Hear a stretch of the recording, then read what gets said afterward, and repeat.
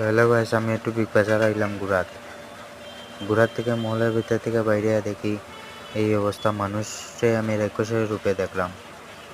এইভাবে রাক্ষসের মতন খাবার খার আমি দেখি এত তারা কিতা গরো খাবার নাই, গরো খাবার বানাইতে পারে না। এখানে এটা খাইয়া কতটুকু ক্ষতি হয় বাইরের খাবারটা খাইয়া, কিন্তু আমার কোনো অসুবিধা নাই। আমি একটু জ্ঞান দিলাইলাম, তারা মরবো আমার কিতা। अच्छे से खाओ, खाके जिंदगी को पेल दो।